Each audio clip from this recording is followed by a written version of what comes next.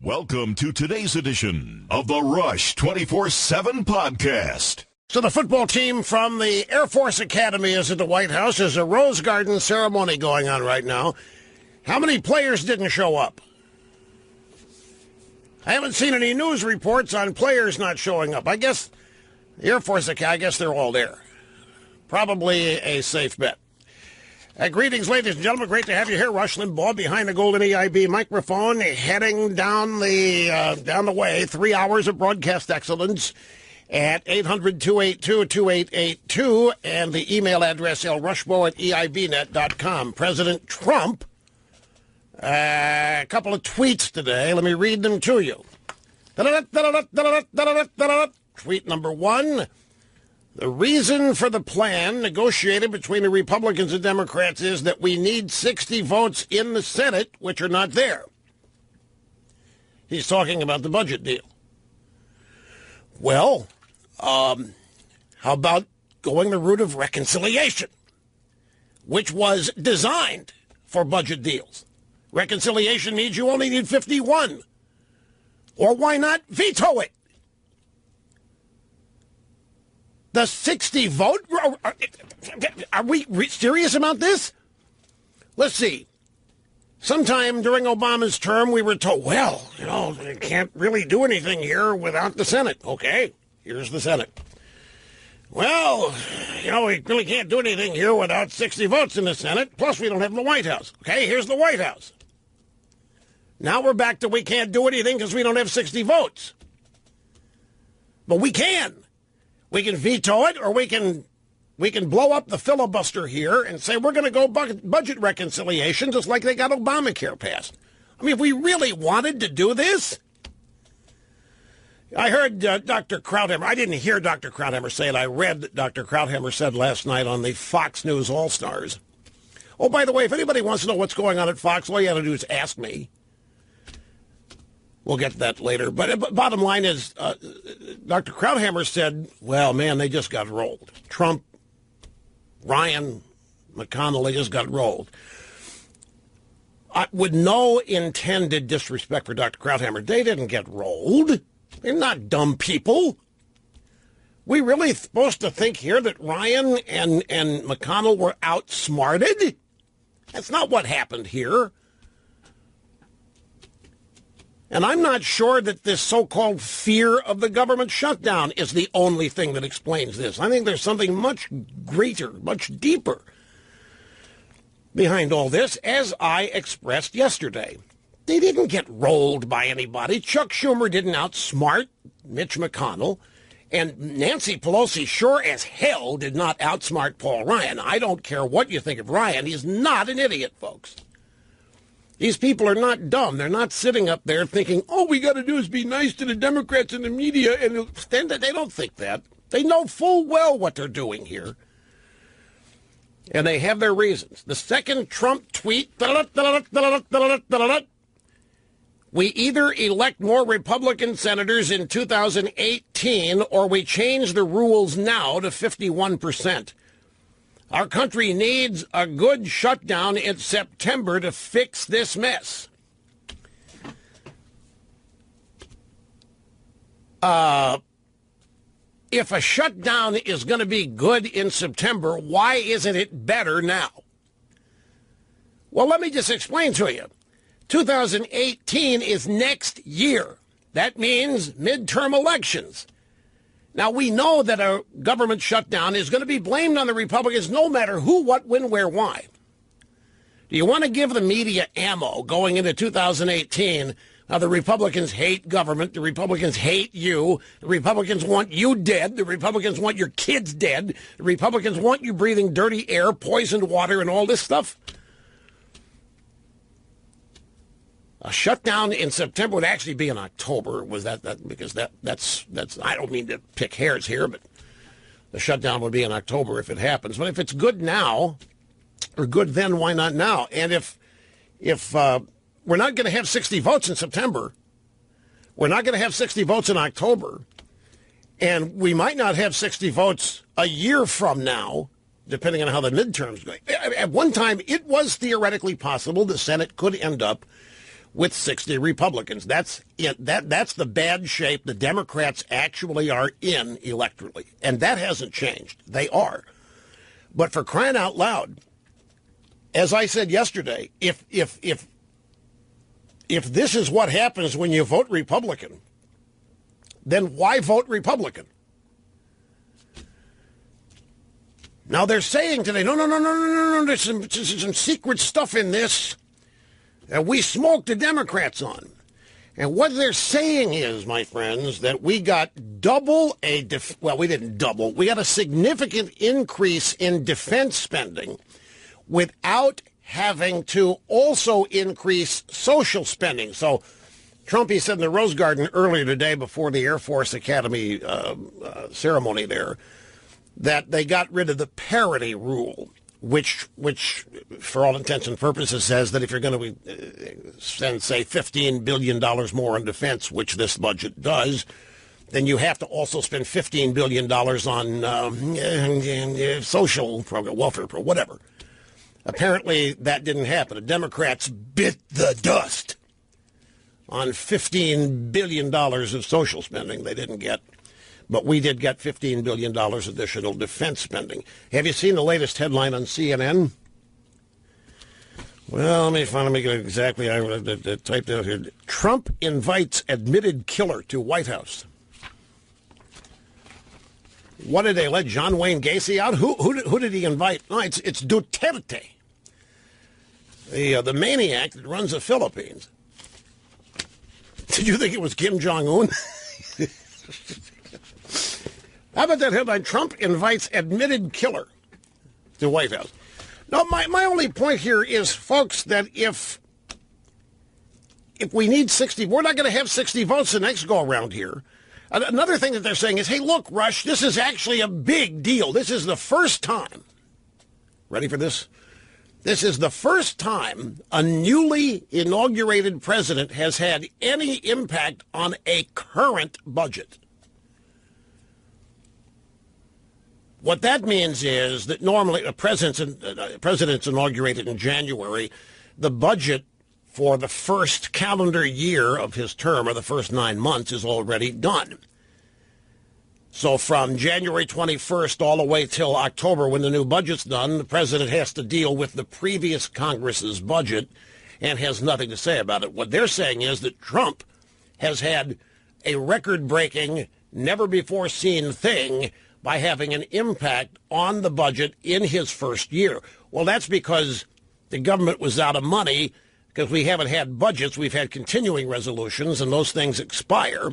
So we had to renew it or either shut down the government. So we renewed the continuing resolution, which meant we continue to pay for refugee resettlement. We continue to pay for sanctuary cities. We continue to fund Planned Parenthood. We continue to increase spending for liberal priorities,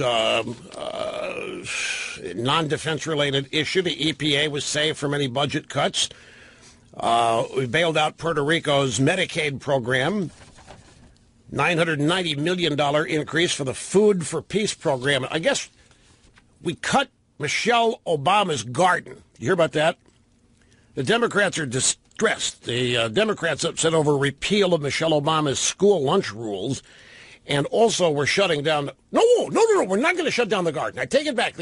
Melania Trump's going to keep the garden. It's the school lunch rules that got blown away. And so I guess those rules are now, we're going to move those over to the Food for Peace program. I'm just kidding. I mean, Food for Peace. It's an African aid program. Health and Human Services, $2.8 billion boost in spending. Green energy programs, Department of Energy. Trump's agenda would have eliminated, received a modest spending increase. The refugee settlement includes a total of $3 billion towards migration and refugee assistance, roughly the same that was spent in fiscal 2016. $50 million. None of this is the Trump agenda. Look, no need to go to the details. None of this is the Trump agenda. The Democrats are out there celebrating. The headline, what is it, the Washington Post today, Democrats confident they can block Trump's agenda after spending bill win. They think now they can stop Trump's agenda for the next 3.5 years. They've shown how to do it. The agenda tied to the budget tied to government shutdowns. Republicans cave at the first mention of a Republican shutdown, ergo they've shut down Trump. That's what they're thinking.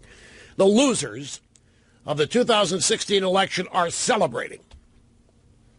I mean, they're having a grand old time. They can't win elections, but what does it matter? What does it matter?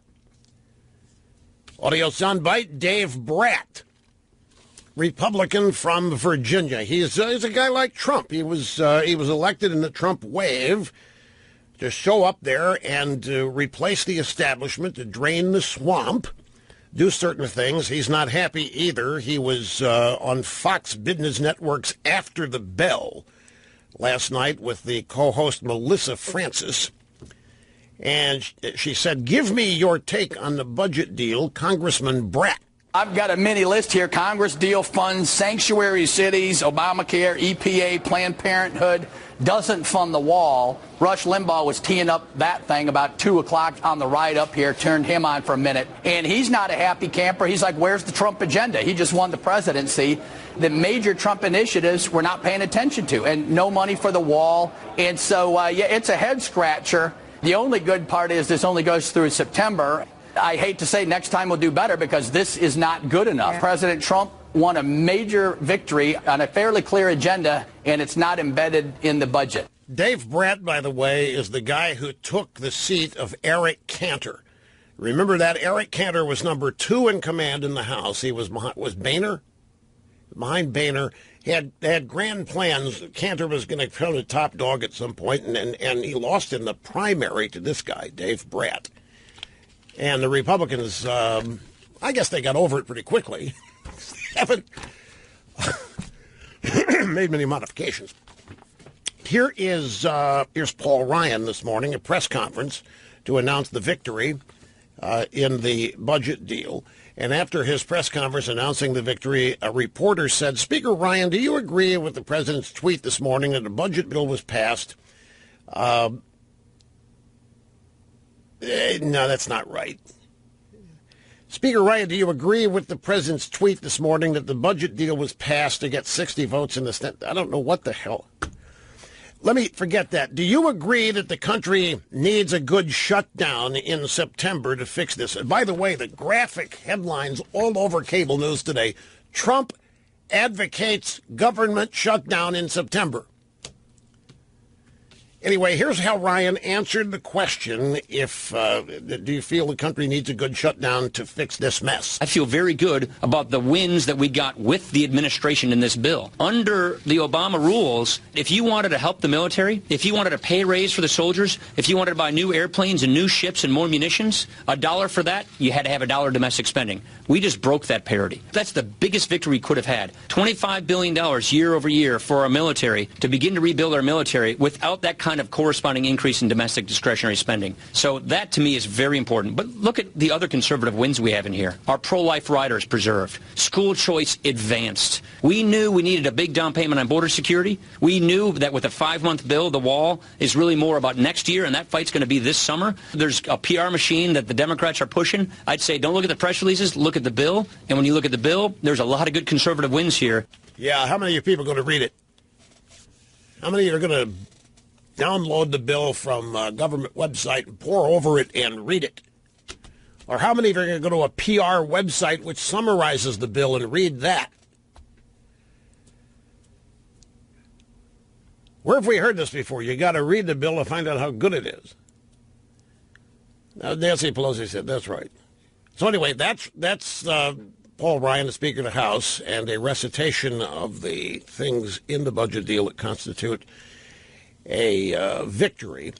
We have the Vice President, Mike Pence, coming on here at bottom of the hour. After the break at the bottom of the hour, we'll delve into this further. We got stuff besides the budget out there, too, folks, but we will spend some time on it with the Vice President. We have North Korea, the health care bill. I'm beginning to wonder what's going on. Because you know what Trump said way, way, way back when he said it many times during the campaign? He said the smart thing to do would be just let the thing implode. Let it collapse. Let it fall apart. and the blame would fall all on the Democrats.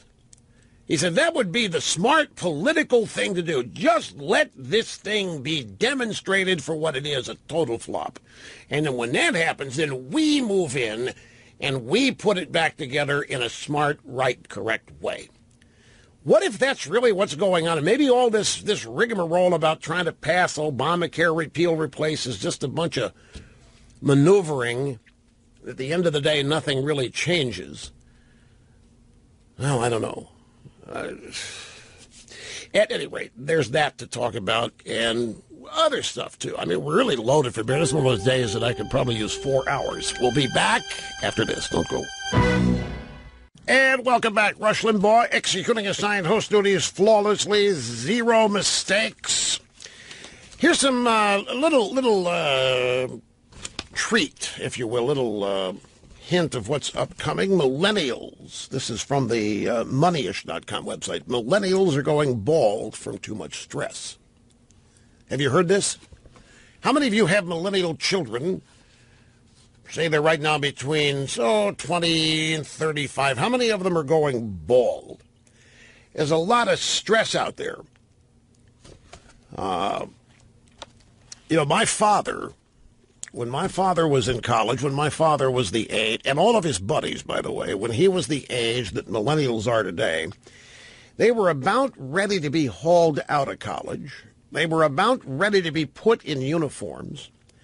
And they were about ready to be sent to Japan and Burma, the Pacific Theater, and Europe to fight a horrible world war after having grown up in the Great Depression. Now, that, to me, is stress. That's pretty intense stress. You're in college, you're hanging around with your frat buddies, and all of a sudden you're got to be hauled out of there, put in a uniform, and sent either to Europe or the Pacific Theater to fight World War II, where the United States' future hanged in the balance, or hung in the balance. You just come out of the Great Depression, and after you finish fighting World War II, you're going to have to deal with Nikita Khrushchev at the United Nations banging his shoe and claiming that he was going to bury your grandchildren. And I don't remember, I doubt that they had any stories in the media back then about the pressure was causing them to go bald. I know every generation's different. And I know you can't compare events in one generation to the next because it's all different, history being what it is. But it's why I have long maintained that I think, even my baby boomers, I mean, it's not about millennials, I think a lot of people have had to invent their traumas in order to tell themselves how tough life is. Because in comparison, it's what we have, the closest thing we had to what our parents and grandparents went through is Vietnam. And maybe a couple of economic recessions. In France, this is interesting here, folks. Marine Le Pen is gaining on this little guy, this Macron guy. She's actually gaining ground, and I don't know if it's close enough now to win. That election's May 7th. It's 5 days away. But this Macron guy, the 39-year-old guy married to the 64-year-old woman, is threatening Poland with future sanctions. And if he becomes the president of France, he's going to put sanctions on Poland because they are refusing to take migrants. And that's not fair. I mean, the burden of taking migrants and refugees and all that's going to be spread throughout the European Union. If you don't play ball, this guy is going to sanction you. Well, I have a little map here that shows by virtue of color-coded dots how many terrorist events have occurred in European Union countries. France, Belgium, Germany, United Kingdom, Denmark, Switzerland, Austria. You get to Poland, there aren't any dots. There isn't any terrorism in Poland. In every other one of these countries, there are lots of dots representing lots of. So maybe this Macron guy thinks it's not fair that Poland isn't suffering any terror events, and so they want to make sure that some migrants end up in Poland so that there are terror events. It's exactly what this map looks like. All right, you got to take a break. The vice president's coming up next when we get back. Do not go away. Welcome back, Rush Limbaugh and the EIB Network, and we welcome back to the program the Vice President of the United States, Mike Pence. Welcome back, sir. Great to have you here with us today. Rush Limbaugh, it is an honor to be with you always. Thanks for having me on. If this is what happens, Mr. Vice President, why vote Republican? What is the point of voting Republican if the Democrats are going to continue to win practically 95% of their objectives, such as in this last budget deal? Well, I look, respectfully, Rush, I actually think this was, as the President said a little while ago, I think this was actually a clear win for the American people. Look, you've had Washington, D.C. that has been, paralyzed by gridlock and partisan infighting for many years. And in this new president, you have someone who's able to bring people together and make a $21 billion increase in defense spending at a time of great challenge for America's interests around the world. And he spoke about that today, surrounded by a lot of great members of the United States Air Force. And there was also a piece here for years. Democrats in Washington insisted that any increase in defense spending would be matched with an increase in domestic spending. So you got to grow government at home if you're going to invest in our national defense. This ended that. I mean, in a very real sense, this was a game changer because we're just back to putting the safety, security, and the national defense of the American people first. And I think it sends, having just traveled around the Asian Pacific representing the president over the last couple of weeks, I think this sends a decisive message to the world that under President Trump's leadership, we're going to make the strongest military in history even stronger. If I'm the Democrats, $21 billion, $15 billion for defense that was not originally authorized, that's a small price to pay for continuing to fund refugee resettlement, continuing to fund Planned Parenthood, continuing to fund sanctuary cities, continuing to fund the EPA and not build the wall. The Democrats clearly think this is a big win, and they're confident they can block Trump's agenda after this spending bill for the rest of Trump's term. There isn't anything of the president's agenda in this budget, and people are beginning to ask, when's that going to happen? If you're going to shut it down in September, why not now? Yeah. If you complain about 60 votes today, why not go budget reconciliation for 51 votes and smoke them? Rush, yes. Rush, let me be real clear. The number one priority of President Trump is to rebuild our military, to restore the arsenal of democracy. And I got to tell you, to get Democrats in Washington, D.C.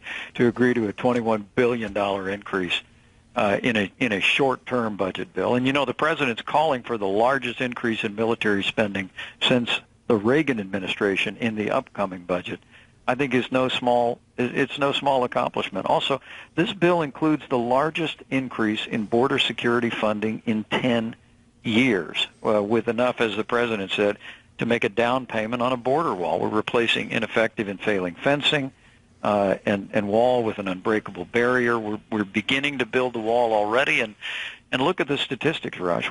Illegal immigration, border crossings are down more than 60%. That's right, the fear factor. The fear factor is working there, no question about it. Well, it's not fear factor; it's leadership. You have in Secretary Kelly someone who is acting on the president's direction. We are enforcing the laws of this country. We're vigorously removing criminal illegal immigrants from our streets, including these dangerous gang members that are being removed from our major cities. It's all having its effect. But I want to tell your listeners, this budget bill includes the single largest increase in border security funding in 10 years. Throw in there, Rush, remember, this is an issue. You've been a great champion of educational choice for disadvantaged kids for as long as I've been listening to you, and it's just about as long as you've been on the air.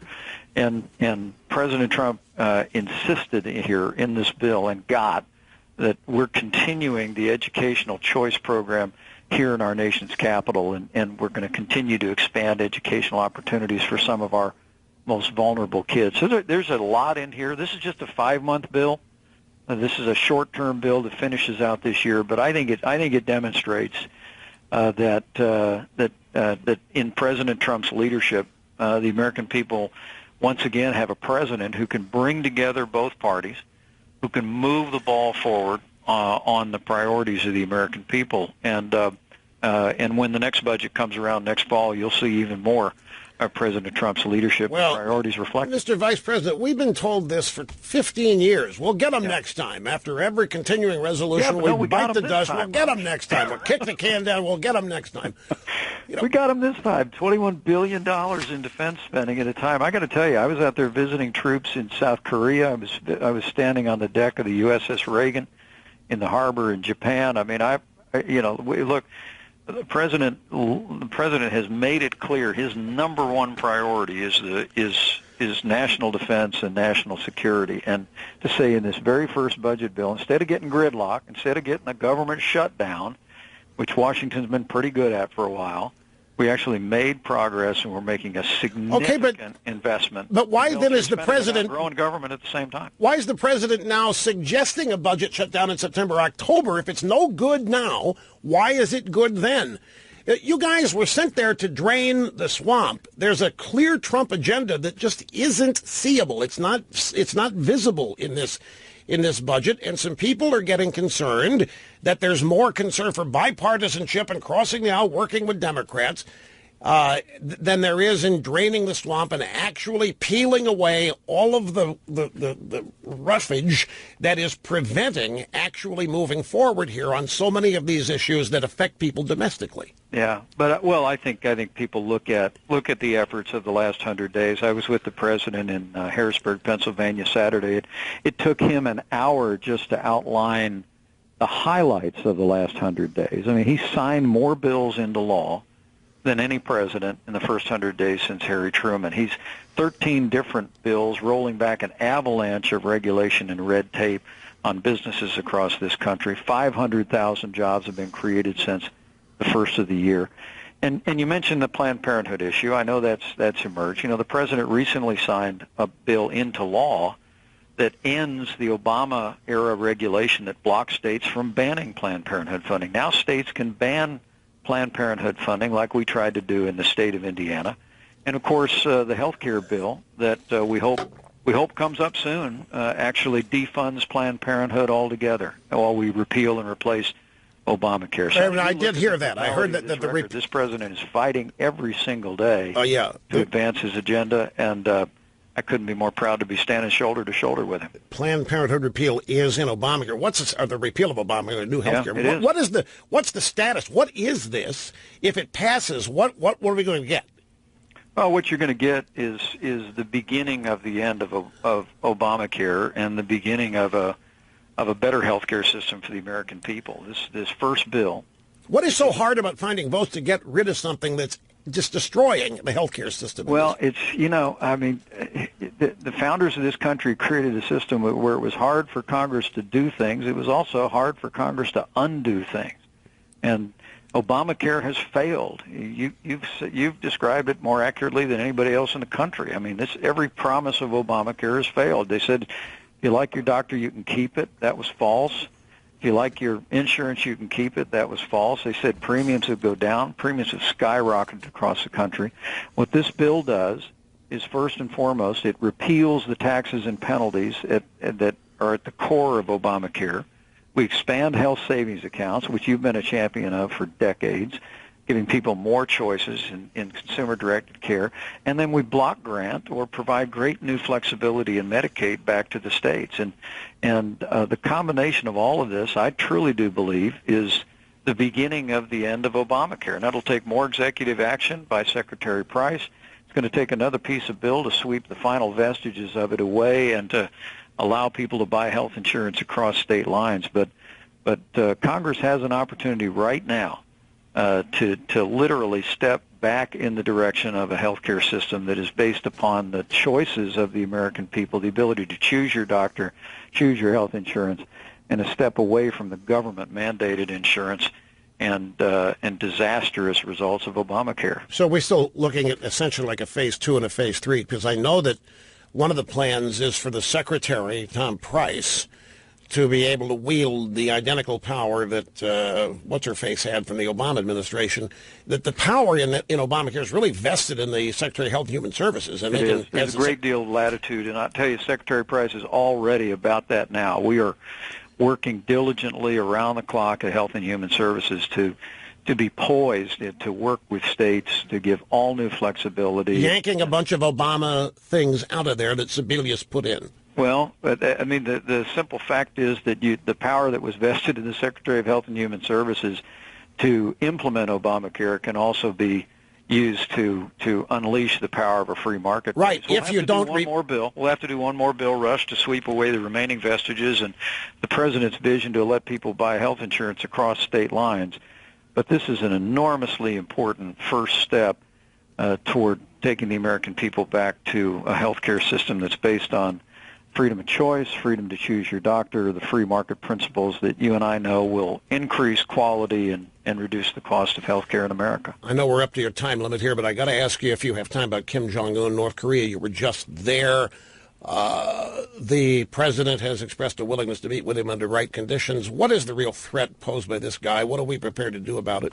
No question that the regime in North Korea represents the most serious threat to security, not only in the region but in the world today. This is a regime that continues to demonstrate through its actions a flouting of international expectation. I mean, the world community is united in the goal of a nuclear-free Korean peninsula, and yet for a quarter of a century now, the Kim regime has ignored and frankly deceived the world community through one failed negotiation after another. And the president's made it very clear that we are not going to negotiate for the right to negotiate, that we need to see the regime in North Korea abandon their ballistic missile program, abandon their nuclear weapons program, to stand down. And at that point, in combination with our allies in the region, and in combination with China, or once North Korea has been isolated economically and diplomatically and changed their behavior, then the prospect of discussions could be considered, but not before. I have an idea about this. Apparently, the guy cannot successfully launch anything. The story is that we are hacking the guy's launches within seconds after the launch. The missiles blow up. Keep doing that, because I'm sure every time it happens, he shoots some of his engineers. If you hack enough launches, he'll shoot his entire government and not have anybody left to threaten with. Rush, it's an enormously serious moment. I remember standing at the DMZ, looking in the faces of North Korean guards, and you were literally looking into the face of repression. Totally. They're robotic evil. For now, we have to send a clear message that while we're committed to work with our allies in the region, to work especially in renewed ways with China, to economically and diplomatically isolate North Korea, that all options are on the table. President Trump is going to continue to drive toward a policy that achieves a historic goal of removing nuclear weapons from the Korean Peninsula, and I know the world knows he means business. Mr. Vice President, thank you for your time. I know we went a little bit over on your allotment. I appreciate your patience here, and thank you so much. It's always great to have you here. Thank you, Rush. It's an honor, and just appreciate your voice in the national firmament. Thank you, sir. That's Vice President Mike Pence on the EIB network, and we must take an obscene profit break here. Back with more after this. Rush Limbaugh, the EIB network, the Limbaugh Institute for Advanced Anti-Leftist Studies. Now, my question about North Korea, look, somebody's hacking the guy's launches. This little potbelly dictator tries to continue to launch these missiles, and they're blowing up.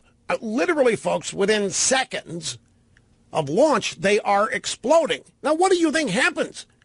I mean, this little pot-bellied guy sits there. You've seen pictures of him. He's surrounded by a sycophant, scaredy-cat robot. These people, you talk about The Walking Dead, the people standing behind this little guy, and he looks like he's playing a video game. He's so happy. They've got videotape of they blow up mountains. They blow up their own mountains. They launch this guy's missiles into mountains, it explodes, and this guy, looky, claps his hands. And the people behind him just have these stone-faced stares. When one of these missiles explodes, what do you think this guy does? He asks for the person responsible for the test and shoots him. Do you know that this guy, I don't know how much you stay up to speed on North Korea. This guy assassinated some government failure, some person in the government that didn't do their job. He assassinated him with a cannon. So, I mean, just keep hacking their launches, and the guy is going to shoot his scientists. He's going to shoot his engineers after every failure. Where does this bunch get the money for this anyway? These people can't even keep the lights on at night, except in his house. You ever seen a picture of North Korea at night? You can't see it. You see South Korea there, see the DMZ, you see the Chi-Coms over there, but you see nothing other than this giant blob, a tiny blob in the middle of it, which is Pyongyang. To the phones, Michael, Toms Rivers, New Jersey. Great to have you, sir. Welcome to EIB Network. Hi. Thank you for having me.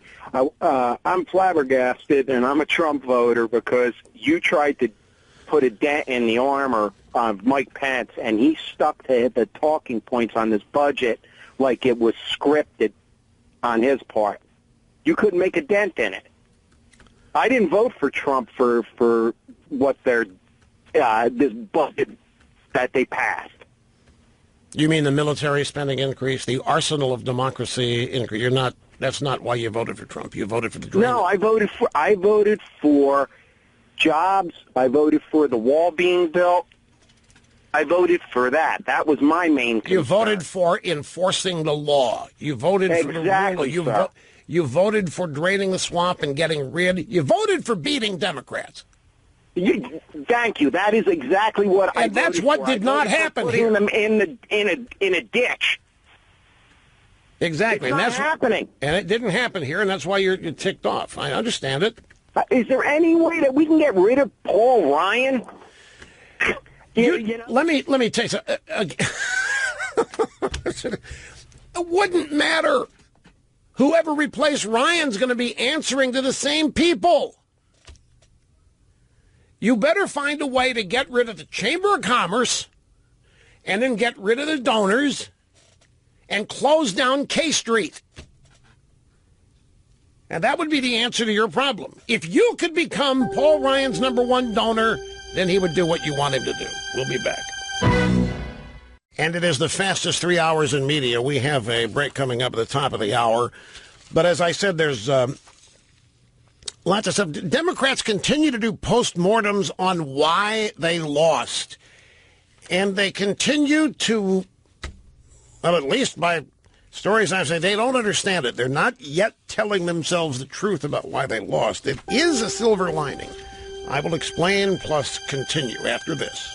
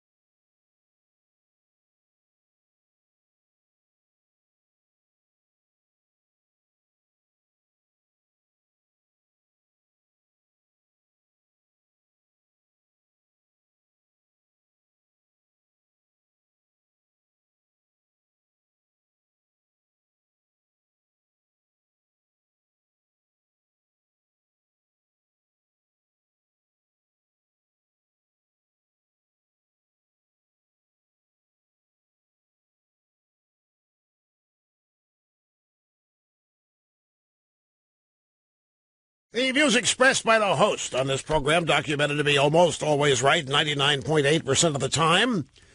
It is a thrill and a delight to be back with you, folks. 800-282-2882. If you want to be on the program, the email address, lrushbo@eibnet.us. Okay, so here's a story in the New York Post, actually a column by Mark Thiessen. Democrats are doubling down on failure. A story at Yahoo News. The contrarians, they didn't vote for Trump, but they would now. And the Washington Post has a story today on why the Democrats lost. Democrats are alternately weighing in on why they lost. And some of this is fascinating to me, because when you look at the budget, what are they losing? Let me explain something. The first caller that we had, I took his call without giving him time to get into everything that he wanted to get into. And I forget specifically what he was going to say. It was on the call screener computer roster here. I get a little couple sentences about what the callers say they want to talk about. And I forget specifically what it was, but it jogged a thought of mine. And you heard the vice president talk about how this was a bipartisan budget agreement where the Democrats gave up on this military spending increase parity with social spending increase and all that. And something hit me, by that I mean something occurred to me, that if the Republicans do not fix this and get past this, then they will never, ever really prevail over the Democrats. And essentially, when the vice president wants to highlight the bipartisanship, why? What they were not sent there to work with Democrats.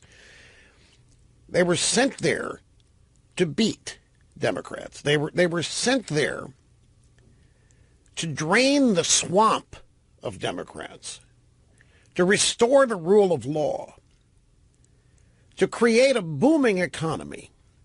The Democrats are not in favor of any of that. There's no compromise with Democrats on that. But I think what happens to the Republicans is they long for, how to phrase it, if not media approval, they long for respect in the media. I can't think of any other way to put it. And it is so misguided, because if that remains an objective, then the primary objective of defeating Democrats isn't going to happen. Because the media is not the media. The media is actually the Democrat Party establishment. The media and the donor organizations are actually the muscle. They are the nucleus of progressivism, liberalism, what have you. The Democrat Party today, as a functioning electoral body, is diminishing. They are losing elections left and right. They are an arm of the real power on the left, which is the media and big moneyed special interest types. And the only way that the Republicans are ever going to enjoy success is with the approval of their own voters. That is what should be the objective, the approval of their own voters and the validation that they give their own voters by doing what they say they are going to do. Because no matter what happens, the media is always going to cast the Democrats as winners. No matter what happens, the media is always going to cast and portray the Democrats as the power. The media is always going to portray the Democrats as normal, sane human beings, and the Republicans and conservatives will be portrayed otherwise. The only option the Republicans have is to defeat Democrats. And not just at the ballot box, but to defeat them in Washington as well. That's the only option here. And even when that happens, the media is not going to shift its loyalties and now acknowledge a new player in town, a new party in town. They're not going to cozy up and be buddy-buddy with the Republicans. That nothing is ever going to change on this score. The only option that Republicans have is to defeat Democrats and advance the agenda that is opposed by Democrats. And when I say that's the only thing, it should be the only thing. It should be the objective. It should be what their purpose is. And rooting out any and all opposition wherever it is, every chance you get. Such as in this latest budget reconciliation extension. There was a clear opportunity to show who won the election. There was a clear opportunity here to use the power of the bully pulpit that the White House offers, the presidency offers, and any other number of weapons, per se, at their disposal to begin the implementation of the Trump/Republican agenda. I put Republican in there in quotes because you and I well know that the Trump agenda is not the Washington agenda. So getting along with Washington for whatever reason is not victory, and it isn't going to move the needle, and it's not going to make life better, and it's not going to improve anything. The only thing to do here is to defeat Democrats. Do not fund the sanctuary cities. Actually get out of this climate change hoax and get out of it. Stop spending money. Stop committing the United States to all of these liberal left-wing things, which are rooted in one thing, anti-capitalist. The entire left-wing agenda is rooted in and inspired by hatred of capitalism and free markets and liberty and freedom. There's no compromise with it. There's no getting along with it. There's no meeting them halfway. They have no desire for anything like that. They're not open to it. They're not capable. These people they are anti-democratic. They do not respect the authority vested in this country by the Constitution when it doesn't go their way, when things don't go their way. So the idea to win a PR battle, to win a spin battle, I mean, after a budget like this, to say, hey, you know what, this was really, like I saw Karl Rove on Fox Business this morning, and I don't know where Rove stands on Trump now. Is it safe to say that he was not a Trump fan at the beginning of the... Safe to say. But Trump is a party man. Rove is a party man. He's a big-time Republican, and he's admirably, don't misunderstand. So it's in his best interest to spin this budget as a winning deal, as a good deal, as, you know, we snuck some stuff in there. Which is, I guess, close to the way he was describing what had happened. He said, there's more in here than people think. This was a win. There's going to be some stuff in here when it comes out to the Democrats. What do you mean when it comes out? The perception here is all that matters, and the perception here is that the Democrats held on to everything that's important to them. This discussed $21 billion increase in defense spending without the accompanying $21 billion increase in social spending.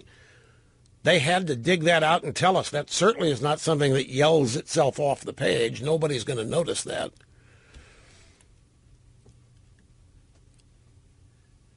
So there's no future in taking the Democrats on in a situation like this after they have lost the election, after we won the election, and then pointing to one or two things in a continuing resolution as signs we snuck a couple of things. We ought not be sneaking anything. We need to be bludgeoning these people with our agenda they lost.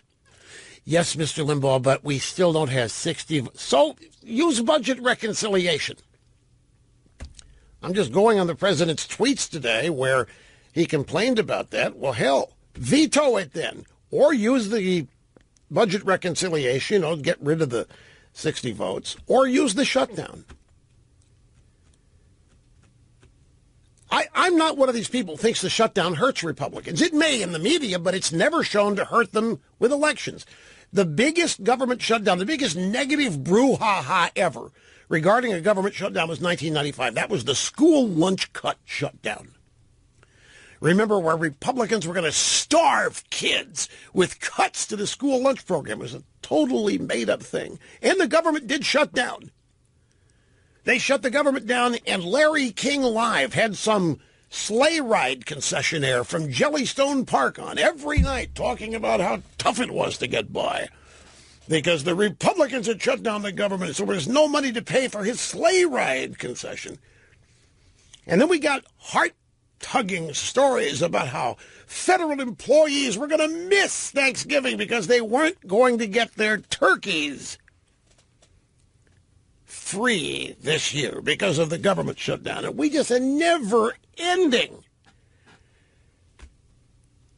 tear-laden strain of all of the misery and hurt and disaster that the Republicans had caused.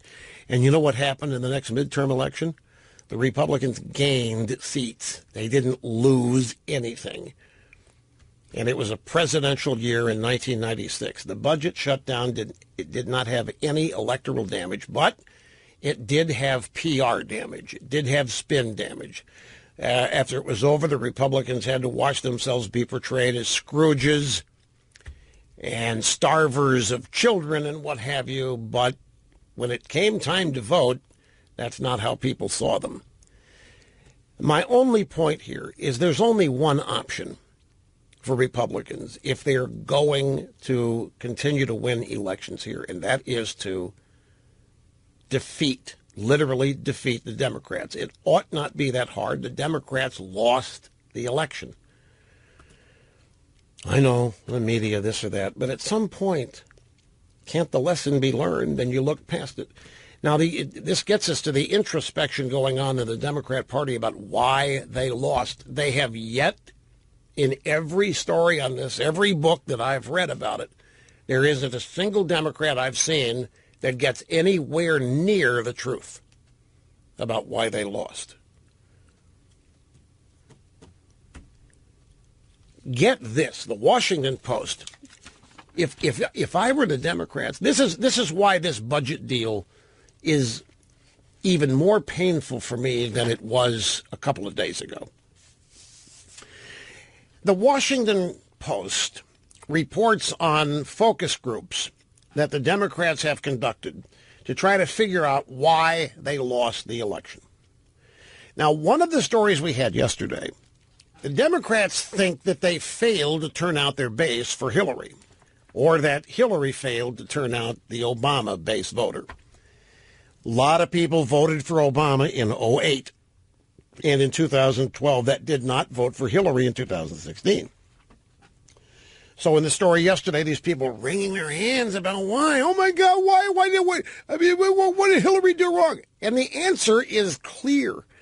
There were a lot of people that voted for Obama in 2008 and 2012 for one reason, and it had nothing to do with anybody's policy. It had to do with people in this country distressed over all of these allegations that they are racist, that the country is racist, and they're tired of it. And they firmly believe that if they voted for an African American for the highest, most powerful office in the land, it would send the message that America isn't racist and that individual people are not racists. People desperately want to end this racial strife because they recognize that it's a bogus charge, because the charge is meant to identify and tag the country as a remaining slave state and a racist state. And people are fed up with it. And they thought, man, I can if vote for the African-American guy, and how can anybody call us a racist then? Well, when Obama's no longer on the ballot, guess what happens? Issues start to matter, and the actual candidates start to matter, and that's where the Hillary campaign was doomed. Because the same number of people who desperately wanted to end racism didn't think electing her would solve any problems along the gender divide that we've got. But the Democrats are never going to admit this. They will never admit that Obama voters voted for him on for surface reasons. They want this image that everybody voted for Obama was committed to Obama, deeply connected to Obama, personally, issue-wise, and that wasn't the case. Now the Washington Post reports on these Democrat focus groups.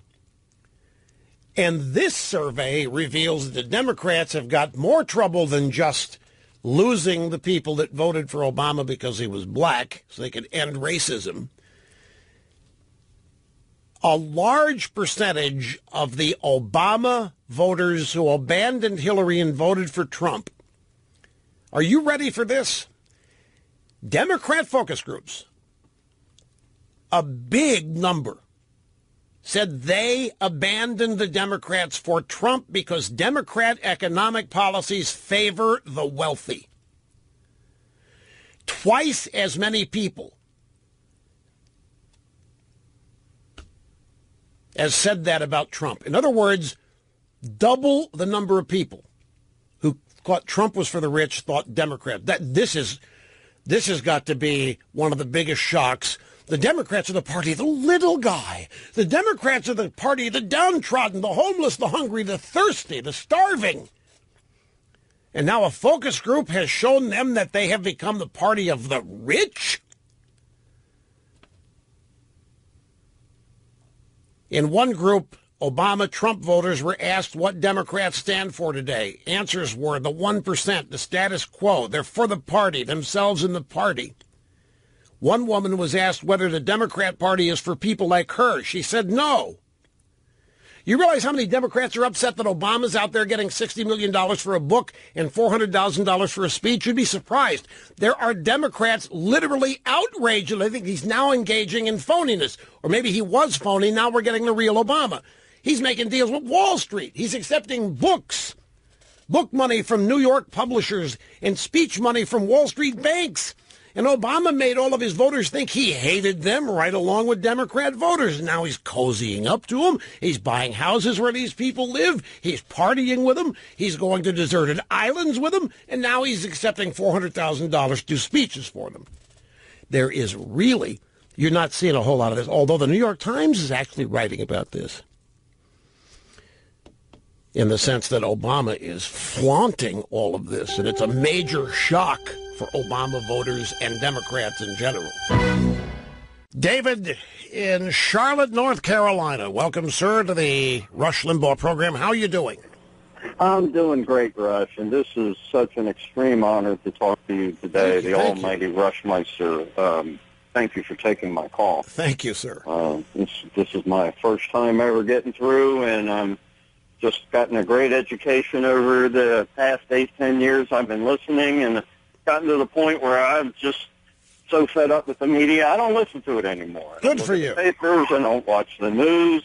It's just totally made up, and I'm tired of being lied to all the time. Right on, right on. And it's you lead in with a great piece before about the Democrats, and it reminds me of a 4-year-old, but anyway, that's why I've called anyway, because I have a different take on what Trump's doing. Everybody is in this push-button society that you got to get instant results. Press that button, and I want to see instant results. And it don't happen that way. I'm a 35-year veteran, design, build, general contractor, and I do my research before I design something and figure out and make sure I can build it before I ever attempt to build it.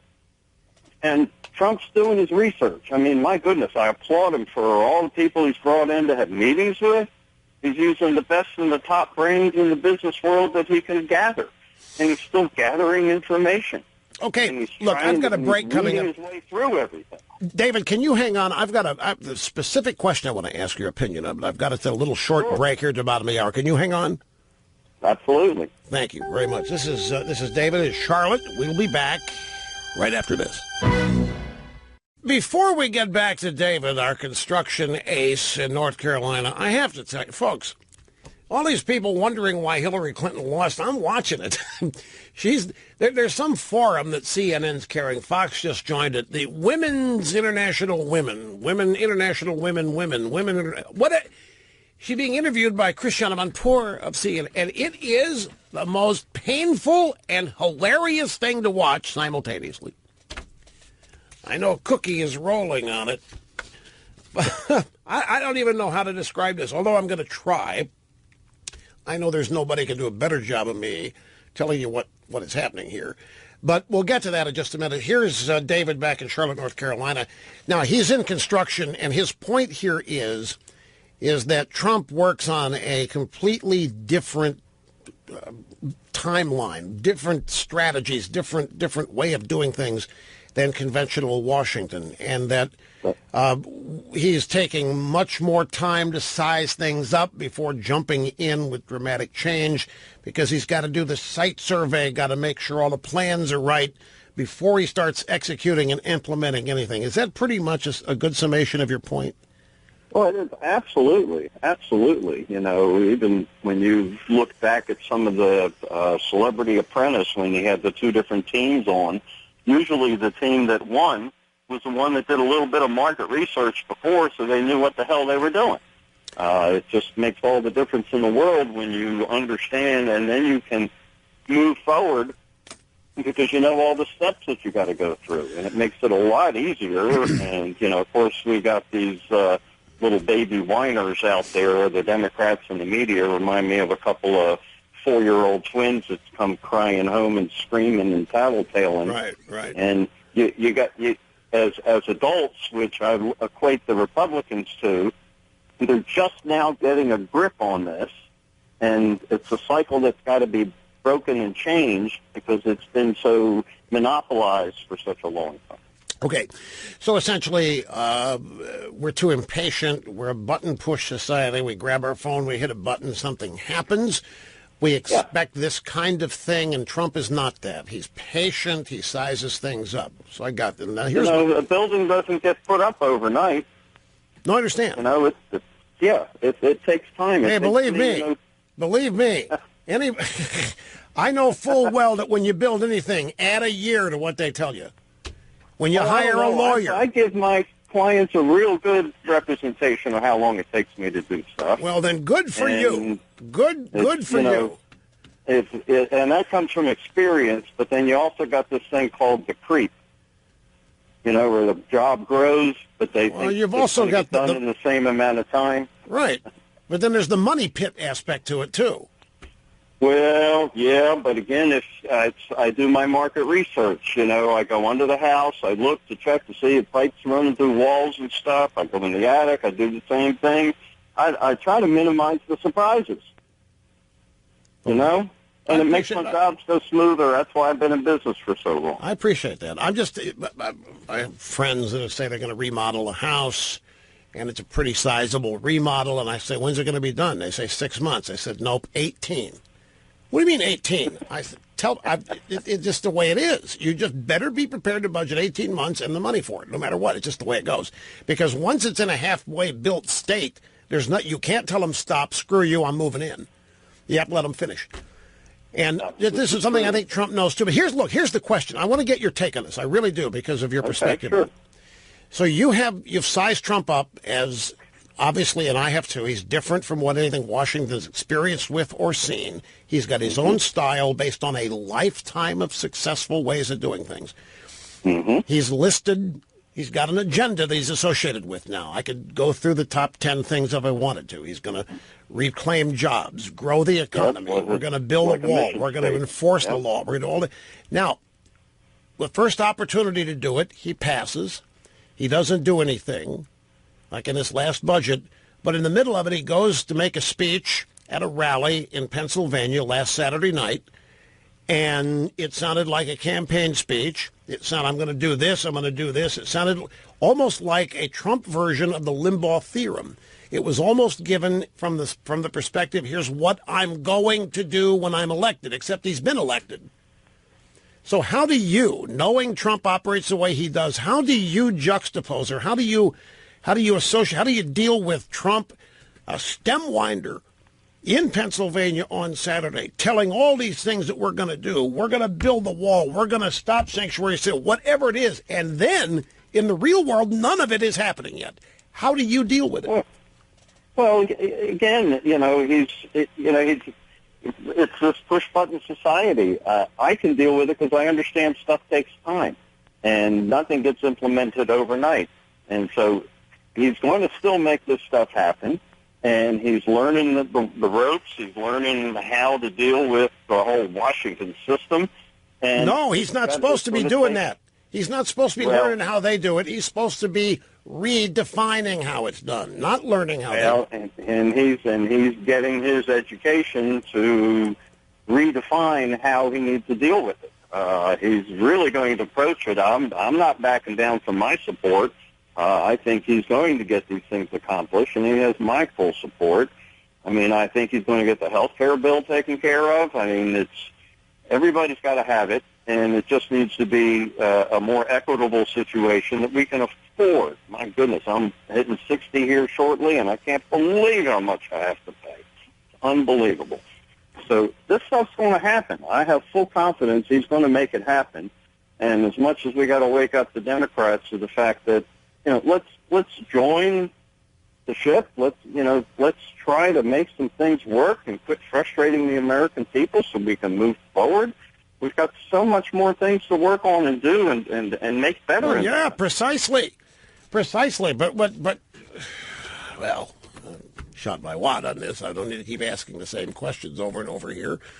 But after this first attempt to implement at least the direction, if not the precise elements, the question is, why did we bother to win the election last November if this is what happens, if the losers triumph?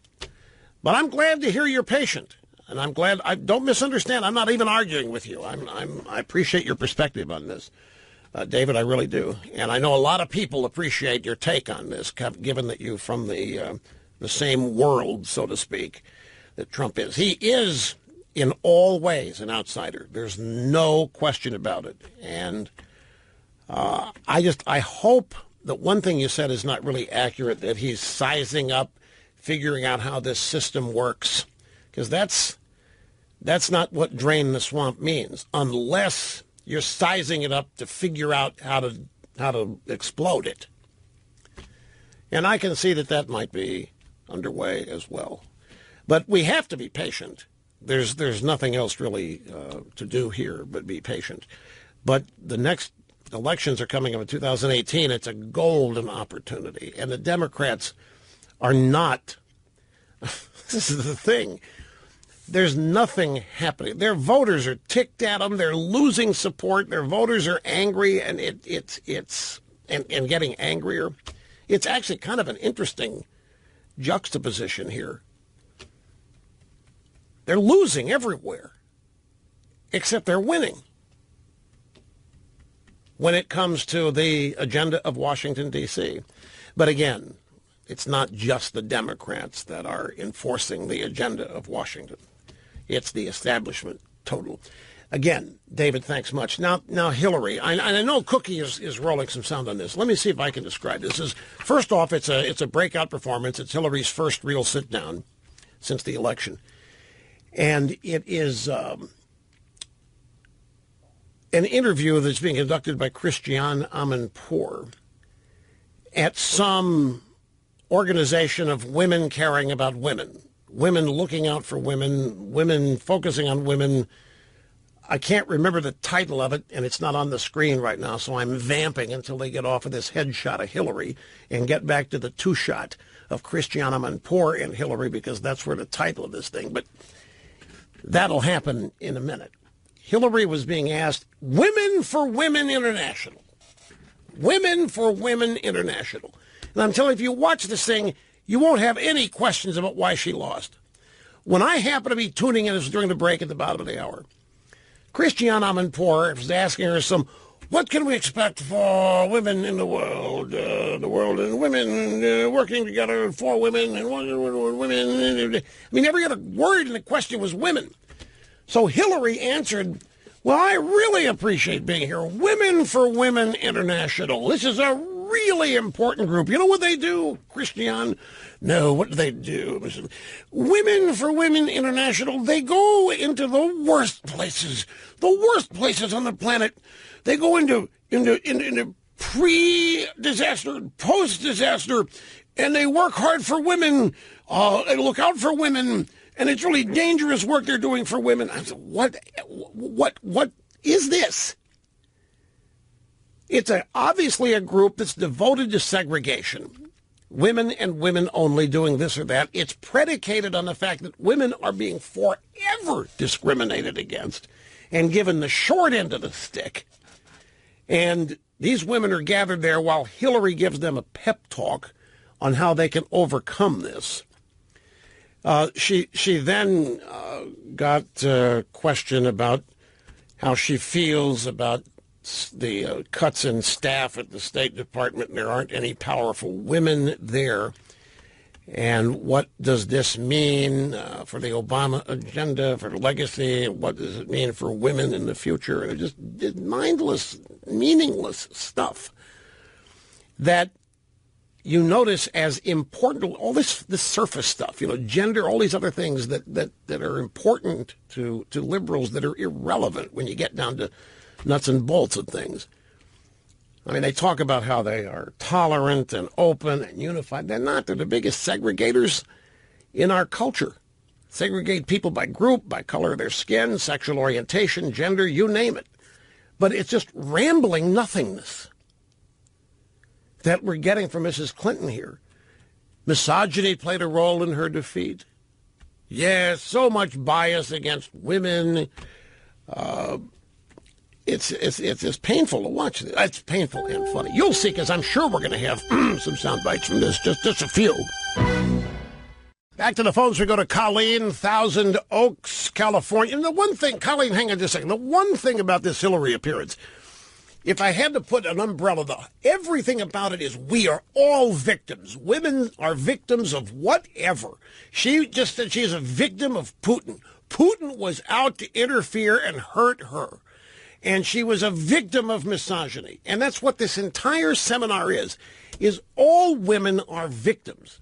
And that is classic liberalism, just classic. They're all liberal victims. That means they all need to be assisted and been given affirmative action bumps from the government or what have you. It's just, it's maddening is what it is. And to see so many women willingly embrace the idea that they're victims of what? Anyway, Colleen, I'm glad you waited. Thank you. How are you doing? I'm doing great, Rush. It is such an honor to talk to you. My dad turned me on to you when you were back in Sacramento, and I was in college, kind of the same age as millennials are now. And I wanted to talk to you about your comments on the millennial story, about them being so stressed out they're losing their hair. Yes. And your comparison of them to our parents' generation, the greatest generation. Yes. And I have a son, a millennial son in college, and I also do advising to a lot of startups. So I'm around millennials, and I kind of see where they're coming from and what they're going through. And I can tell you firsthand that they are stressed out, and I think for valid reasons. While we don't have a World War II and we don't have Khrushchev, we've got Kim Jong-un, you were talking about it earlier, threatening nuclear war. We've got Islamic terrorists bombing and rowing people down with trucks and stabbing people on a weekly basis. So while they don't have the perspective we do, it is scary, right? But I think what's worse is actually our parents, when they went to World War II, they were part of a proud and patriotic country. Everyone was pulling together. And our millennials are constantly being told from the press and political leaders and professors and celebrities that we all hate each other. We're all prejudiced. The world is a disaster. The United States is evil and oppressive. the Constitution is outdated and irrelevant. And this is all coming from people they respect. And their parents think they're doing a great job teaching them values and to stand up for what they believe in, when they're really teaching them it's okay to just disrespect the country and the president, and that everyone you disagree with is a fascist, and so it's okay to scream and boycott and get violent instead of being an adult and engaging in dialogue. And it just breaks my heart. We are ruining this generation. That is so well stated. The only thing I would add in your list of things that they're scared of, and I think the big one, honest to God, and there's nothing more disappointing to me, more frustrating, it makes me just want to scream myself, is they have literally been made actively afraid that the planet will not support them by the time they reach their parents' age, 65. Absolutely. They really believe this crap. They totally believe it, and it does have them scared to death. Yeah. But all the other things you mentioned are correct, too. They're taught all of this. The problem that I have with your recitation is right on the money. I wish you could go through it again because I wish I could. At the moment you said something. Well, I have all my notes, so let me know. No, not necessary. While you were going through the list of things that they're taught to hate, they're taught this, why do they buy it? Why do they fall for it? That's what's frustrating to me. Why do they accept all of this stuff? When I was there, they don't have you as a parent. My son thankfully has me as a parent. I don't mean to toot my own horn, but the people they trust the most are the doomsayers. The people they trust the most are the doomsayers, the negativists, the pessimists. Yes. That's why they fall for it, because they have no voice they trust. I hate to go. I've got a time break. I can't move. Thanks so much. We will be back. What she was referring to, there's a story here that millennials are going bald from too much stress. And I said it's nothing like our parents and grandparents in college being dragged out, put in uniforms, and sent to Europe and Japan for World War II after having lived through the Depression. And then communists come calling, saying they're going to bury your grandkids. That's what she was reacting to. Back here in a moment.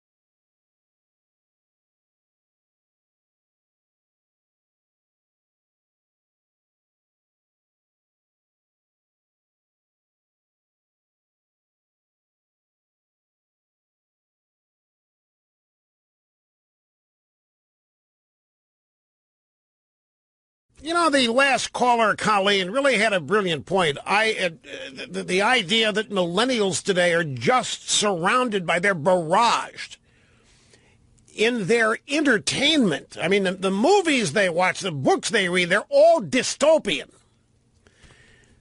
For those of you in Rio Linda, dystopia is the opposite of utopia. Dystopia, think of it as Armageddon. Dystopia, think of it as Mad Max and Thunderdome. And you don't have the gas. Mad Max, Thunderdome, dystopia, end of the world. Think of everything they claim climate change is going to be times 10. All right? And she was right. They are surrounded by... In fact, do you remember... I watched one of these Marvel shows that Netflix adapted for a comic. Jennifer Jones, they adapted to a 10-part series. And I watched this thing, and it was weird. I mean, it was compelling enough to watch, but it was dark. Everybody in it was miserable. They all had, and I read a review on some millennial, I don't know, Gizmodo somewhere. I forget where the review was. It was the millennials, and they thought it was the greatest damn show ever. And you know why? Because of how successfully it dealt with suffering. And I said, a light went on, and I awakened. I said, okay, everything is collapsing, everything's falling apart, everything's being destroyed. And as far as millennials are concerned, they're being taught that people are doing it on purpose. Republicans are destroying the planet. Corporations are killing their customers. Of course, this is nothing new, folks. I've had to put up, so have you. If you've been paying attention to Democrats for the last 30 years, they've been telling you the same stuff.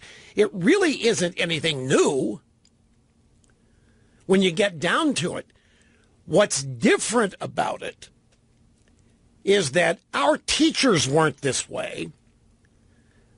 It was just the Democrat Party that believed in all this stuff, that the Republican Party and the conservatives wanted to kill you, slowly or quickly, but you were going to die.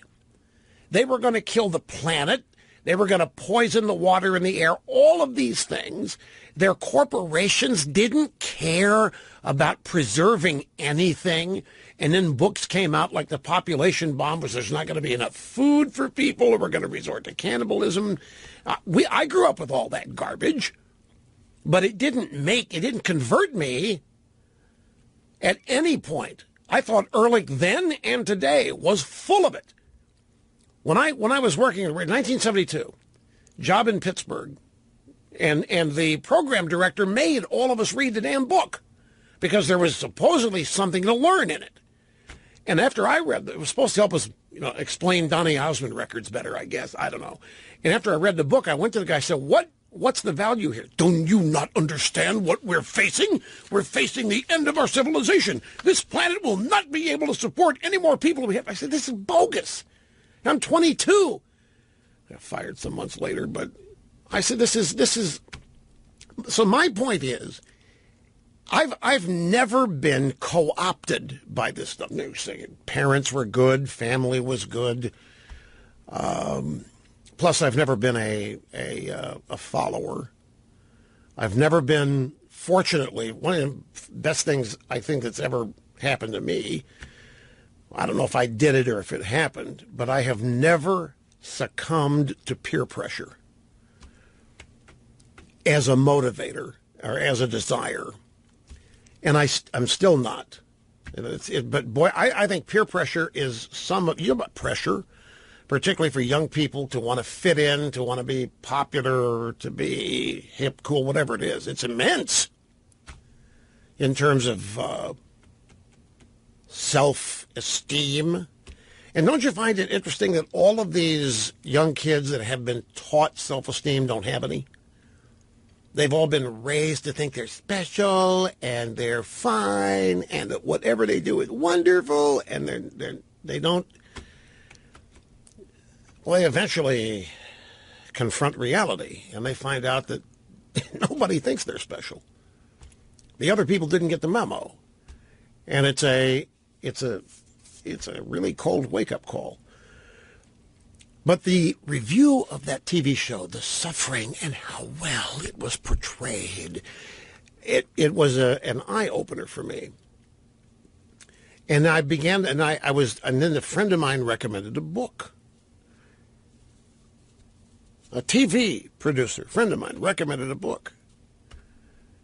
I don't even remember the name of the book now, but it was all about how, after global warming and nuclear destruction, people lived in stacked trailers or RVs next to dilapidated oil refineries.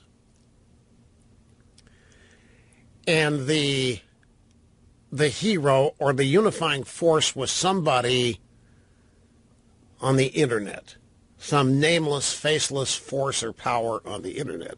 And it was dystopian. It was filled with doom and gloom. And if you watch television and movies, dystopianism is everywhere. Then you add the environmentalist wackos and the stuff they have fostered.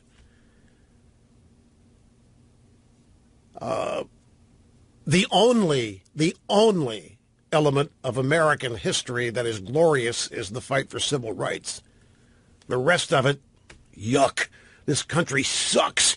This country's bigoted. This country's unjust. This country is immoral. And so many of these things are not true. They've been manufactured. Climate change, global warming, people destroying the planet. Every one of these allegations has a redemption. You can redeem your parents. You can redeem yourself for your sins. And it always involves supporting leftist politicians and causes. And that's how you make yourself feel better. But it doesn't make you feel better. It makes you angrier. It fills you with even more hate. And Colleen's point was right. You know, back in World War II and following the Great Depression, when they came to classrooms and took people out and said, you're going to go to the factory to build airplanes, you're going to put on the uniform, you're going to Europe or Japan, there was a unity of purpose in the country. Everybody was patriotic, believed in America the beautiful, America the greatest. Today, way too many people think this country is not worth preserving, not worth maintaining as founded. So she had a point. She has a point.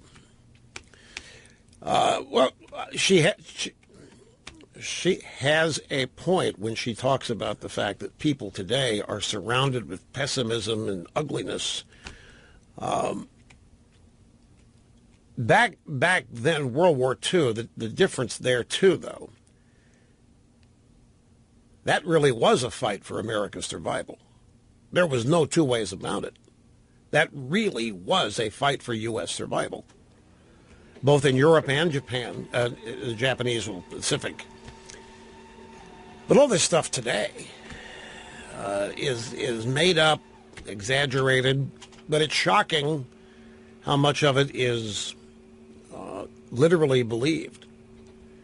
So this dystopian characteristic of millennial entertainment, it's all rooted in a story that they're going bald from too much stress. Stylists and doctors say they're seeing more people, some as young as 18 with thinning hair, come in. The story is all about personal stories. Mabel, it was a clogged shower drain that alerted her to her baldness. Experts say they're seeing more people like John and Mabel, men and women as young as 18, freaking out about going bald. One big reason for it, high stress. Millennials are more stressed out than any other generation, according to the American Psychological Association. Yeah, and you know, the damn sad thing about it is the things that they're stressed out about are made up. But I guess if you watch the Hunger Games and believe it could be happening, you see Trump when you watch the Hunger Games or whatever. I've never watched Hunger Games, so I don't even know what it's dystopian, right? I don't know. I can watch this stuff and not succumb to it and not fall prey to it. Anyway, enough of that. Mick Mulvaney is the budget director for Donald Trump. They just had, in fact, he's still doing it. He's doing the White House briefing today on the budget. Mulvaney is a great guy. Mulvaney's a former member of Congress, and he's a Freedom Caucus type. He's a Tea Partier. He is a dyed-in-the-wool one of us, folks. A straight down the middle, top to bottom, solid conservative. He's the budget guy. I've met him. I've talked to him about their original health care plan and what their objectives for it were and why there were phase 1, 2, and 3. So anyway, he's doing the briefing today to explain the budget as the vice president did in his guest appearance on this program a little less than 2 hours ago. And one of the things that Mulvaney said is that, yeah, the Democrats have been trying to claim victory, but that's nuts because this was a bipartisan budget deal.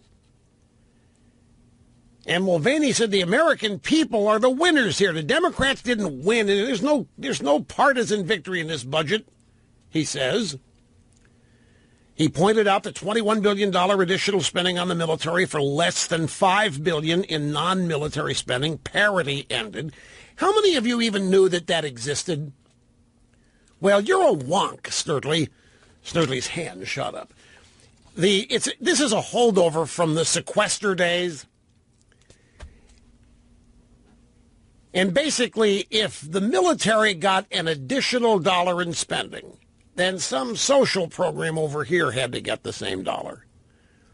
The deal that was struck essentially said, look, if you warmongers, the Democrats were talking, you warmongers, you want more money for defense, then we're going to get more money for our social programs. And that was part of the deal. It was called parity. And what the Trump people are saying is we blew parity out of the water. We got $21 billion in new defense spending for the Army of Freedom, the Army of Democracy, the Arsenal of Democracy, and we only had to spend $5 billion non-military spending, so we've defeated parity.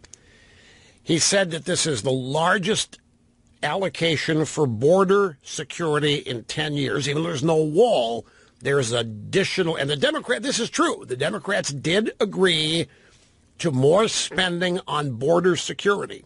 It's not being touted, but it's in there. Health issues for minors in Appalachia, which the Democrats are taking credit for. Mulvaney said this is Trump's demand that it was in there. Trump demanded that there be money spent on health care and issues for minors, which is the commitment and the follow-through on a promise. Here is what Mulvaney said in the press conference that the Democrats did not get in this budget deal. They got no Obamacare bailout money. They failed to do this for their base. They got no new money for Puerto Rico. They got no renewable energy subsidies for wind and solar. No new money in that. Mulvaney said it was the Democrats that were angling for the shutdown. I have no doubt about it. The Democrats and their media masters organized the government shutdown because they know the Republicans are going to get blamed for it. He said that one of the objectives that Schumer and Pelosi had in this whole budget fight was to make it look like Trump cannot govern. They didn't get that. They didn't get that is evidenced by there's a budget deal. There's a budget deal not just for an additional week, but all the way through September. Mulvaney says the takeaway here is that we can govern, that we can run things, that we can make things run on time and get things done. The Democrats wanted the shutdown to demonstrate we can't, and we blew them out of the water. Mulvaney said without hesitation, Trump out-negotiated them at every turn. He re-emphasized that this is a win-win for Americans. And he then showed some photos of where they can redo the wall. Millions in the budget to do some fixing and replacing on the wall now. No money for new walls and expenses, but there is millions of dollars to fix and replace what passes for a fence or a wall now. And Mulvaney displayed photos of where they're going to build the wall.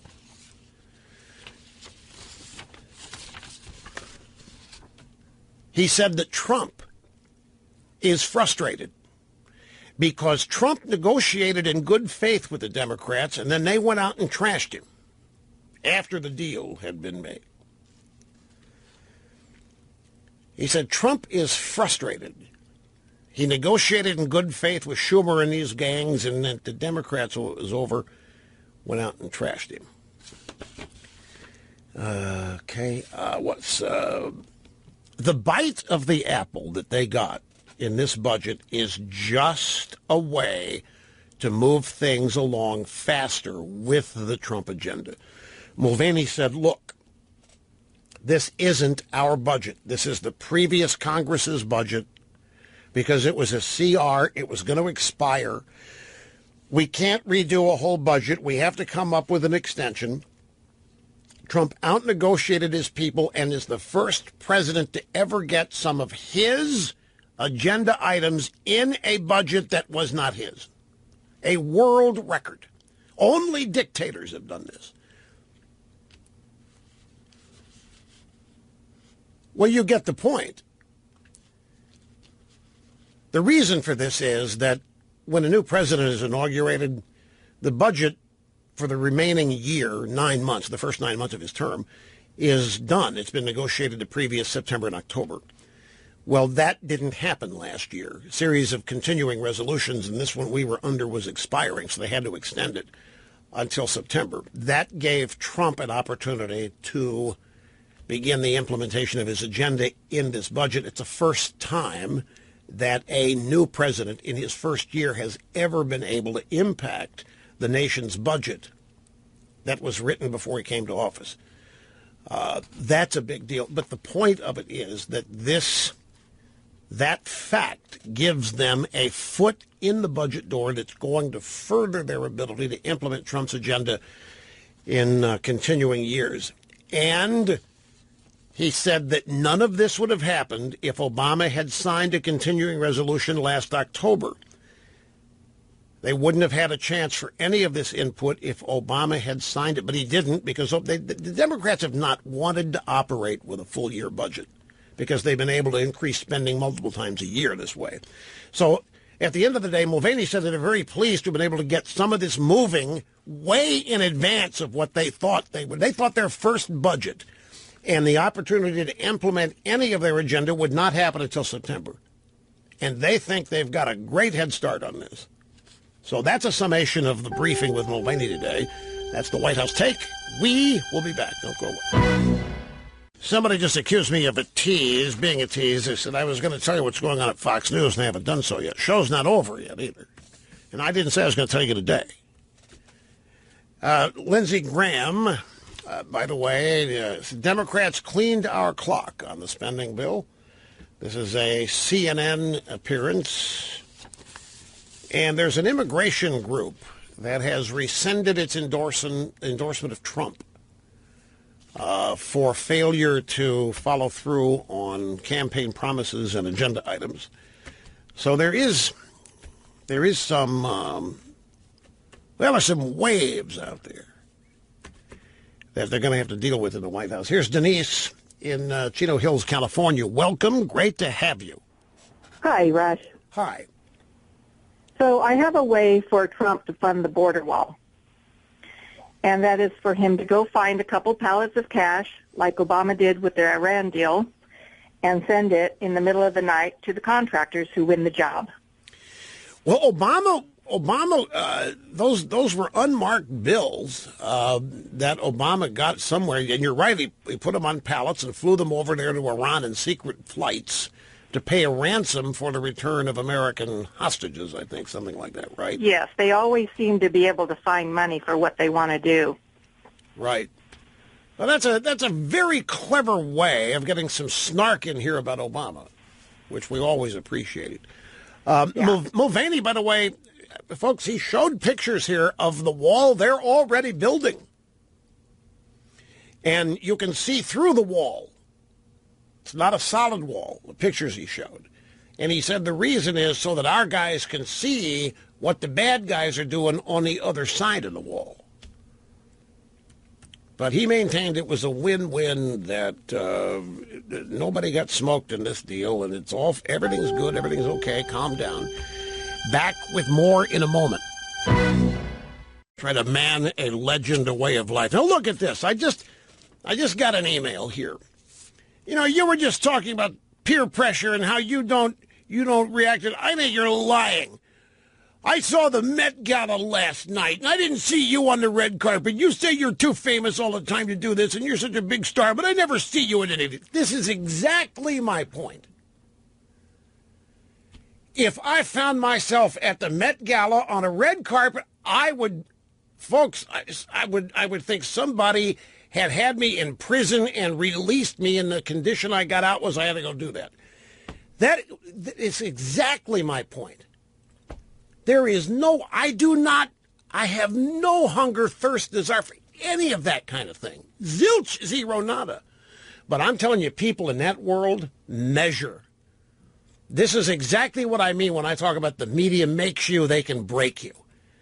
You have to show up at a red carpet event, or you have to show up at something where there are going to be cameras to make it look like you're having a good time out at night at a nightclub. Screw that. That is exactly those events. You know what those events are? This is how those people tell themselves they're special. And they crave, they pay. You've got to pay $250,000 to go to that thing.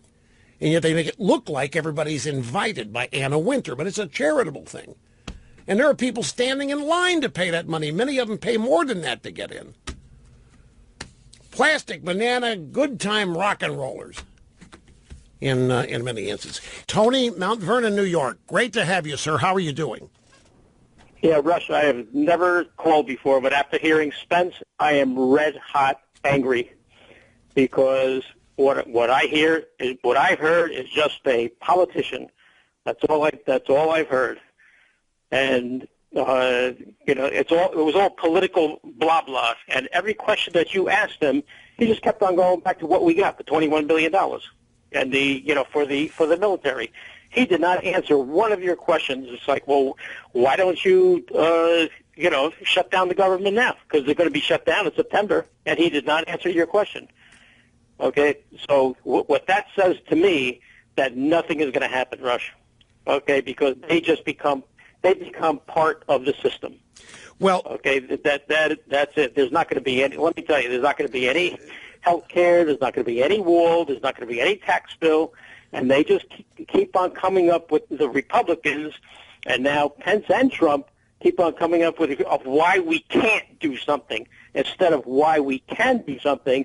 And it all comes back to the Senate rules, okay? And the Senate rules are being put above our freedom, okay? And it's driving me absolutely nuts. I mean, we sent Trump to Washington, D.C., to give Washington, D.C. a heart transplant, okay? And with all his executive orders, okay, those are all Band-Aids. They're all good and stuff like that, but they're Band-Aids, and they haven't gotten to the heart of the issue.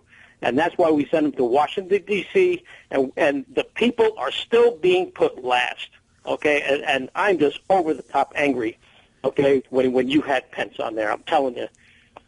And I just don't think anything's going to happen because you know what, Rush? The money is too big.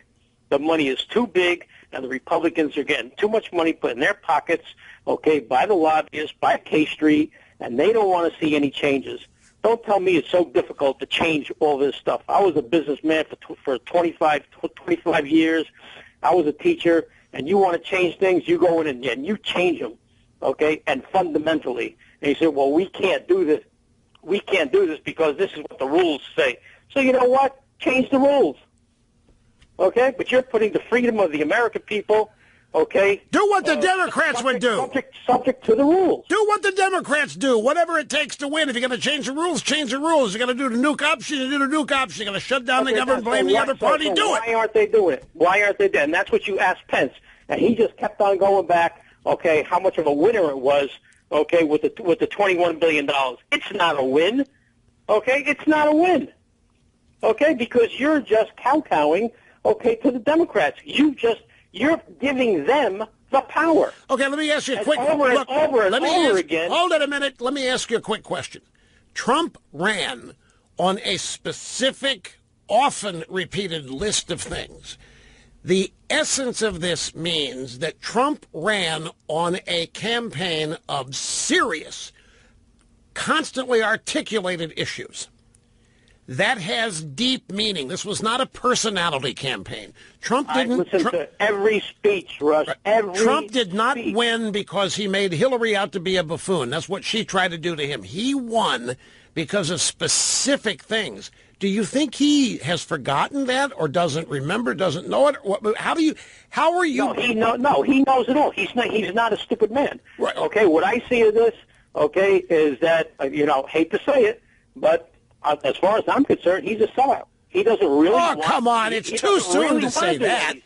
You can't. It's too soon to say it's a sellout. It's not even been 6 months yet. You can't go there. No, well, you can. But he's not doing the thing that could give us the big stuff. He's giving us the little stuff. He's giving us the executive orders.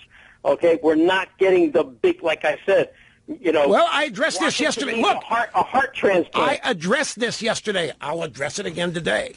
You're exactly right. The executive orders cannot change law. Well, they cannot create law.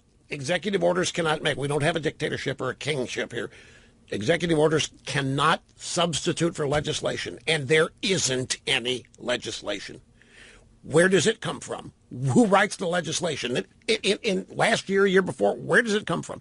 You think the Democrats wrote the health care law? The health care law has been sitting in a drawer for 20 years, as they have been having dream after dream after dream, and they add to it, take things out. Where? Whose drawer was it in? It wasn't in Schumer's. It wasn't in Pelosi's. It wasn't in any member of the House or the Senate, because that's not where legislation originates. That's where it's presented. That's where it's voted. But where it's actually created and written, Trump is going to have a department in the White House that does that, because the Republicans aren't going to do it. The legislating, writing machine is special interest lobbyists, whatever you want to call them, the establishment. And it is going to take legislation to unravel and unwind all of these things Trump said he was going to do. Build a wall, rebuild America's businesses and grow jobs, repealing, getting rid of Obamacare. All of these things are going to require legislation. And the first opportunity for real legislation was this budget reconciliation, or the continuing resolution. And the reason you're mad is because it was the first real opportunity. And you believe that Trump has been foaming at the mouth wanting to do this. He made it sound in every appearance like he couldn't wait to get in there and do this, that it needed to be done. Make America great again. And the first opportunity, what are we hearing? It was a bipartisan effort. There were no winners here. The Democrats didn't win. That's same old, same old. That's the same language. That's the same procedure. That's why you're ticked off. You think a missed opportunity here. Whereas the Trump people will tell you, wait a minute, we wouldn't have even had a chance to weigh in on this. No president's ever done what Trump did here. You pay attention to what we do when it's our budget coming up in September and October. That's what they're saying. And you should give them that time. That's going to be a genuine test, better than this one. But it is a missed opportunity. They lost. The Democrats freaking lost. I hear you. That's another thing that's got you turned in pretzels.